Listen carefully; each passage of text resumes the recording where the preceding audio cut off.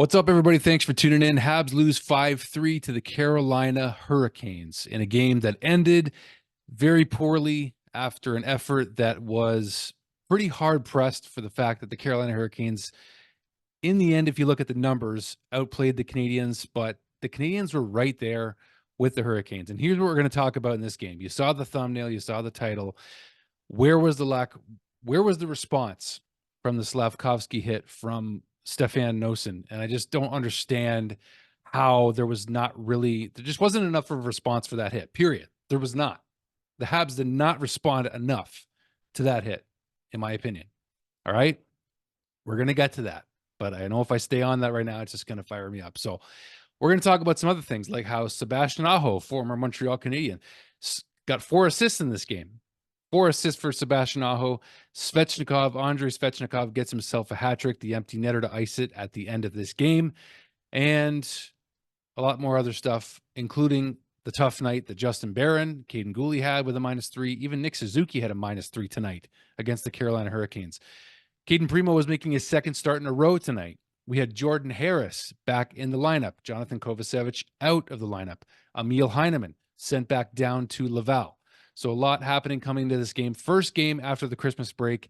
And you know what? It was definitely disappointing in the results of this game, especially the fact that the Canadiens not only clawed their way back, but in the second period, they actually dominated a good portion of the play.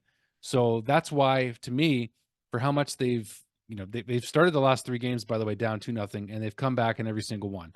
Mind you, this was their toughest test against the Carolina Hurricanes, and it proved that, you can't simply rely on having to come back all the time. But there's some other good positive storylines that I'm trying to focus on, other than the Slafkovsky, which we're going to get to in a minute, which is not positive, but I'm going to get there. Josh Anderson, 5 goals in 5 games.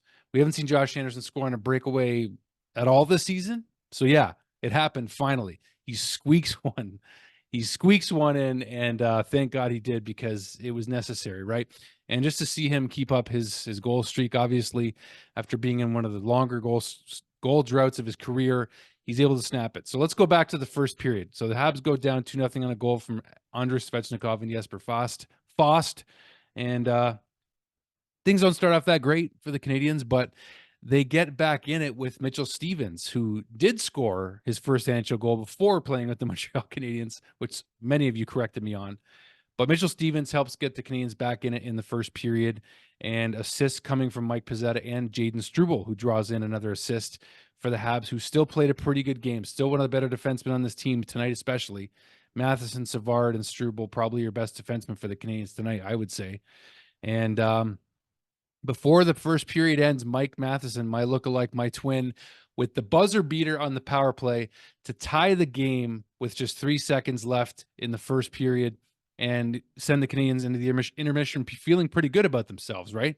And not only that, the Habs actually had a fortunate bounce go their way, with the Drury goal being disallowed, and it was challenged by Martin St. Louis for goaltender interference, and the Canadiens won the challenge, which was nice to see, because so many of those goaltender interference calls could go either way. We don't know. And frankly, initially on the play from Drury there, it didn't look like much until you got the overhead view, and then you got an even better view also of him coming in and interfering with Primo's skate, bumping into him. And the biased Carolina Hurricanes commentators arguing that Dvorak, got his stick in Drury's hands, which technically he did, but they also said a lot of other things too. Anyway, I don't want to get into the Carolina Hurricanes biased commentators. A lot of teams have them. A lot of teams have homers for commentators. I get it, but initially on the Slafkovsky hit, it was clean at first glance, because of course you're going to say that. You're talking about Carolina, so shut up. Anyways, we're going to get to the second period. We'll get to where I'm going. You guys know where I'm heading, but I don't want it to be the main focus, because there's a lot more to talk about in this game. And in the second period, the Habs dominate the majority of the play. There's a big hit on Jesperi Kotkaniemi, who only played 941 in this game. Actual former Montreal Canadian Jesperi Kotkaniemi. He took a big hit in the second period, and didn't see him a whole lot after that. He only played 941 in this game. So I don't know if the Slav hit was just a response to the KK hit. And then also Josh Anderson laid a big hit not long after the KK one, I think on the same shift or pretty close to it. So the Habs were throwing the body, and my gosh, the Carolina Hurricanes fans were just losing it every time Montreal laid a clean hit. and they were actually all clean. So, Caden Gooley threw it near the end of the game, and then the Carolina Hurricanes fans are just losing it. I don't understand, guys, but hitting is allowed in hockey. Let me remind you. Yeah, I know. I'm getting feisty. I know. Okay.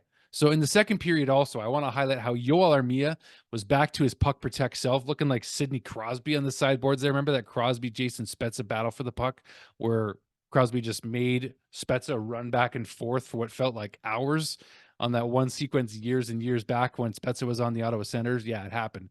And Yoel Armia, back to his puck protect self, creates a chance by just having the puck along the boards, and they can't get it off him, and he's skating back and forth, doing his thing. And that didn't result in an actual goal. But I wanted to mention also that on the Mike Matheson goal in the first period, Caden Primo drew his second assist of the season, by the way. John Monahan also got his 700th point of the season too tonight, just so you all know. All right, so let's go to the third period, where things started off pretty well because Josh Anderson, frankly, got that 25 seconds into the third period. He ties the game, and then things stay pretty even the rest of the third period. I'm thinking, okay, like Habs could come out of this with a point, right?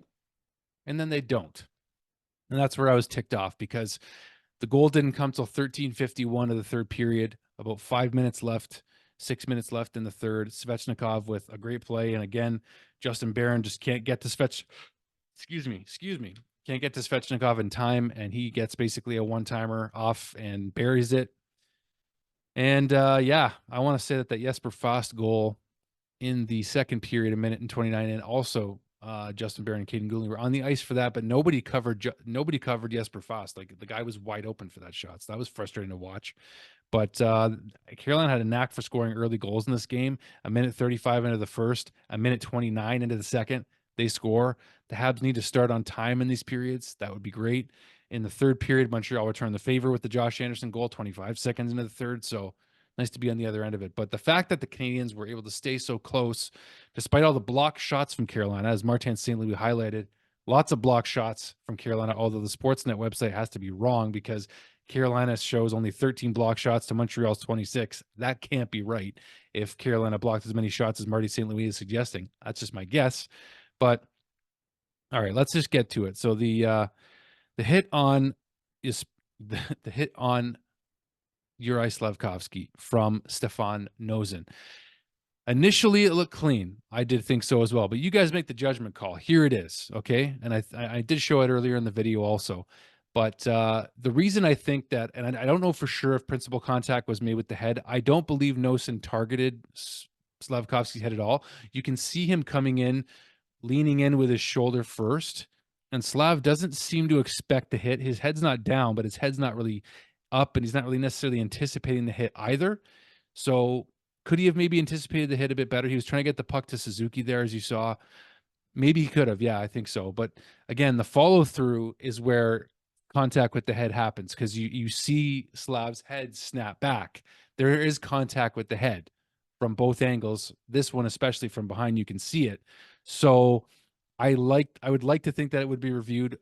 From what I can understand, because again, there was only one English question with Martin St. Louis at the end of the game. It did sound like the reporters asked Martin St. Louis if the league should look at that Slafkovsky hit, and I think St. Louis said, I think so. I think they should look at it. That's what I gathered from it. But it wasn't just the hit, it was the lack of response. The Canadiens didn't get mad enough. And I think after the play, I mean, Caulfield went up to Noesen, was talking to him. Suzuki was in there talking to the refs. I think initially the guys thought the hit was clean, but regardless, your man got crushed. And I'm not saying you have to drop the gloves, but I wanted to see more of a physical response from the Canadiens, and we didn't get that. So that was frustrating to watch. And I know that you got to keep a cool head. You don't want to take a stupid penalty. And if Jack Eye was in that game, the gloves were off and it would be over. And then the Canadiens would have ended the game much like they did anyway on the penalty kill and wouldn't have had a chance to tie the game. So got to keep your emotions in check. And Josh Anderson gave a little extra shove to a guy not long after this play with the hit on Slav, but I just wanted to see more. I guess I just wanted to see more, and the result was definitely disappointing considering how close it was right till the very end. So that's why I'm a little ticked off with the result. But that's all I got for you guys Thanks for tuning in, guys. Now they go back to back with Florida and Tampa, two even tougher opponents, really, frankly. But Montreal does seem to play well against Tampa for some reason, even last year in Tampa. We'll see how it goes.